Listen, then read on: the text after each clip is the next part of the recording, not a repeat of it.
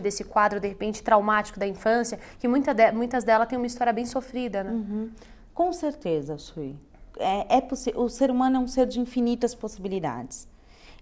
Se você investe nesse ser humano, se você coloca esse ser humano como prioridade, se você dá para ele um ambiente afetivo, um ambiente seguro, onde ele vai ter limite sim, porque ele é uma criança, onde ele vai ter carinho, atenção, saúde, é claro que ele vai responder de outra forma. Não existe nada estanque para os seres humanos. Claro, existem transtornos mentais que são graves, que tem toda uma história de ser estanque, ok, mas aí você tem outros indícios que vão te apontar. E tem tratamento, tem como conduzir, tem como ajudar também. Porém, se investe na criança, a criança vai te retornar, isso é fato. Se você mostra para ela que você proporciona um meio seguro para ela, é claro que ela vai desenvolver. Não se apagarão as marcas. Porém, o aqui e agora é fundamental. O que eu dou para ela aqui e agora é o que vai fazer a diferença. E no caso das pessoas que procuram um psicólogo para tratamento, que muitas pessoas falam assim, não vou procurar psicólogo porque eu não sou louco, né? Aquele mito absurdo. Mas assim, falando de traumas, se a pessoa consegue identificar o trauma dela, é mais fácil dela conseguir lidar com ele, saber onde começou, por que ela se sente daquela forma. Esse é o caminho do tratamento? Sim, sempre. Aquilo que foi o que eu disse anteriormente, aquilo que eu não entendo vai me gerar uma pergunta. Me gerou uma pergunta, vai me gerar uma situação de estresse. Então, se eu passo a entender, conhecimento é a arma. Então, é a arma que eu tenho para lutar contra isso. Então, se eu só vou me tornar seguro quando eu conhecer, olha, eu tenho medo de cachorro porque eu fui mordida aos 3 anos, mas eu não tenho mais 3 anos. Eu tenho 30, então eu consigo. Se um cachorro vier em cima de mim, eu vou conseguir fugir, vou conseguir me defender. Aos 3 anos de idade, não. Então eu vou fazer o que a gente chama de teste de realidade, porque eu sei de onde veio. E se submeter àquela situação? Por exemplo, a pessoa tem medo de ficar fechada, né? Minha avó, por exemplo, ela se sente muito mal, por exemplo, metrô nunca. Ela não vai entrar no metrô porque já imaginou se o vagão para dentro do túnel. Então a pessoa, ela passa mal com isso. É verdadeiro, não é mentira, não é manha, não é frescura, que muitas pessoas falam, imagina, é só uma baratinha, é só um elevador, você vai subir 10 andares de escada, é só um elevador. Só que a pessoa sente, aquilo é verdade, né? Então, como que faz para a pessoa lidar com isso? Existe algum trauma que é incurável? Eu não acredito em nada incurável. Eu acredito que tudo se tem a possibilidade de melhorar a qualidade de vida. Então, se você pode melhorar a qualidade de vida, será que é uma coisa que é tão incurável? Claro que tem marcas que são eternas, mas se você pode melhorar, por que não? Eu costumo usar uma frase até que é do Leonardo Boff: dê a voz a quem sofre. Quem sofre é que vai te dizer como ele quer ser tratado, como ele acha que pode. A partir daí, você vai adequar dentro da sua técnica. Então, não adianta submeter uma pessoa que não pode ficar trancada, enfia ela dentro do elevador, fecha a porta e deixa ela lá sozinha. Pra falar, não vai acontecer nada e não é assim, você tem que se virar. Não vai acontecer nada para você, mas para ela que tem essa marca, vai ser muito mais aversivo. Então, tem que ser incutido aos poucos. Até que ela pense, eu vou tentar entrar... Sim. Até que ela consiga, sozinha, vencer isso. Claro que o trabalho da psicoterapia é esse suporte. Olha, você é capaz de vencer isso.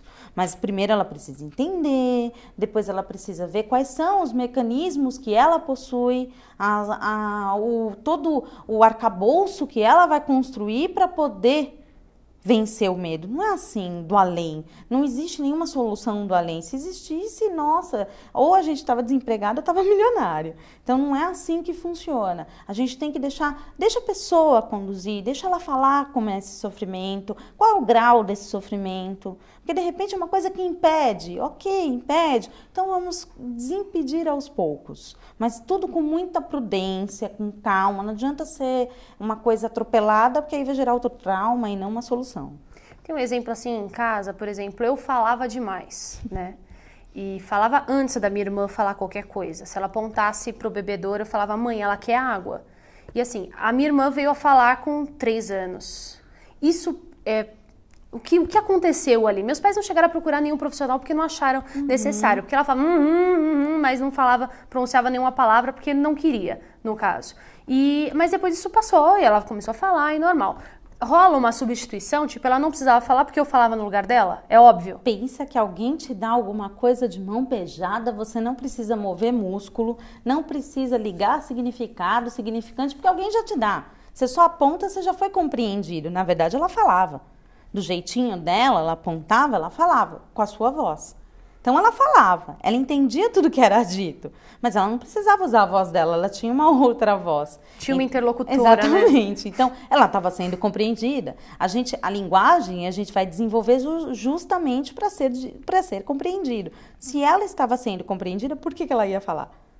Então, é muito comum pacientes pequenos irem parar na fono, na psicóloga, porque não conseguem falar. Aí, quando chega, a gente vai conversar com a mãe, então, ele não consegue falar. Ah, você quer água? Mas a criança não falou nada. Como é que ela sabe o que é água? Então, não dá pra gente substituir. A gente tem que perguntar o que você quer. Mesmo que fale errado, que é a gente conter a nossa ansiedade de ouvir e aí sim poder falar. Aí a criança vai falar. Eles são espertos. Claro. Falando um pouquinho, voltando ao bebezinho, no caso da amamentação, né? Desmamar a criança, às vezes é bem complicado, né? Rola na criança, de repente, ela pode confundir o não pode mais mamar com, de repente, uma rejeição da mãe? Qual que é a forma mais correta de se fazer isso? Tudo tem que ser feito com prudência e aos poucos. Não é uma coisa que possa ser feita assim, ó, não vou te dar mais. Por que não vai me dar mais? Você me dava até ontem. Passar alguma coisa amarga no bico, por exemplo, ajuda? Não, isso é péssimo. Horrível. Isso é péssimo. Até porque ele vai desenvolver um gosto pelo amargo. A criança substitui, todo ser humano substitui. Então ele vai gostar de coisa amarga. E aí depois lá na frente, coisas amargas são... o álcool tem muitas bebidas que são amargas, então não é legal a gente proceder dessa forma. O ideal é ir tirando aos pouquinhos. Atualmente, infelizmente, por conta da licença maternidade tão curta, que agora que bom que aumentou, as mães tinham que tirar de uma vez. Isso acaba, sim, gerando dificuldade de alimentação, a criança fica mais difícil de comer, porque foi um rompimento muito forte numa idade muito tenra. Mas, se for feito aos pouquinhos e dá um pouquinho, vai diminuindo a quantidade de mamadas, aí sim, feito de uma forma mais gradativa, a criança entende que, olha, eu já sou mocinha, não preciso mais disso. Gisela, nosso programa está chegando ao final. Gostaria que você deixasse uma mensagem para os pais de qual é a melhor forma da gente lidar com os filhos para que não gere traumas neles, para que lá na frente eles tenham problemas. Pais, não tenham medo de errar. Os pais são falíveis, que bom, porque assim é que a gente aprende a responder as inúmeras falhas que a vida nos submete, que as circunstâncias nos pontuam. Tenha um diálogo aberto com seus filhos, não existe manual de instrução. O filho não nasce com manual de instrução. Não se sinta culpado pela rotina do dia a dia. Dê limite, sim. Não é porque você trabalha tantas horas e ele tem, tadinho, fica tão pouco tempo comigo. Não, não é assim. Dá limite. Dá limite é igual a segurança. Segurança é igual a amor. Obrigada, Gisela, mais uma vez pela sua presença. Você acabou de assistir ao Ciências do Corpo, hoje falando sobre traumas de infância. Muito obrigada pela sua companhia e até a próxima semana.